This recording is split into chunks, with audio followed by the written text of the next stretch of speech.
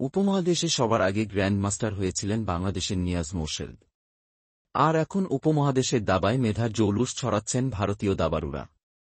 সম্প্রতি ভারতের 18 বছর বয়সী ডুম্মারাজু গুকেশ দাবায় সবচেয়ে কম বয়সে বিশ্ব চ্যাম্পিয়ন হওয়ার গৌরব অর্জন করেছেন।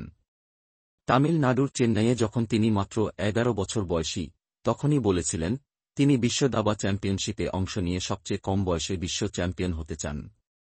এবার সেই কথা রাখলেন। সিঙ্গাপুরে অনুষ্ঠিত ফাইনালে চীনের ডিন লিরেনের বিপক্ষে হাড্ডাহাড্ডি লড়াইয়ে তিনি জয় ছিনিয়ে নেন। গুকেশ মাত্র 58টি চাল দিয়ে জয় নিশ্চিত করে আনন্দে লাফিয়ে ওঠেন এবং আবেগে কান্নায় ভেঙে পড়েন। মাত্র 18 বছর বয়সেই তার মাথায় উঠল বিশ্বসেরার মুকুট। 2022 সালে তিনি দাবা অলিম্পিয়াডে একক বিভাগে স্বর্ণ জয় করেছিলেন।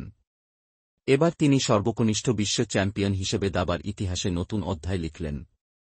ডুম্মারাজু গুকেশ মাত্র 12 বছর 7 মাস 17 দিনে গ্র্যান্ড মাস্টার খেতাব অর্জন করেছিলেন। গুকেশ সাবেক বিশ্ব চ্যাম্পিয়ন বিশ্বনাথন আনন্দের দাবা একাডেমির ছাত্র। তার বাবা একজন ডাক্তার এবং মা মাইক্রোবায়োলজিস্ট। মাত্র 7 বছর বয়সে দাবা খেলা শুরু করেন গুকেশ। 2023 সালে সবচেয়ে কম বয়সে তিনি 2750 রেটিং অর্জন করে বিশ্বনাথন আনন্দকেও টপকে যান। বিশ্ব চ্যাম্পিয়ন হওয়ায় গুকেশকে অভিনন্দন জানিয়েছেন ভারতের প্রধানমন্ত্রী নরেন্দ্র মোদী।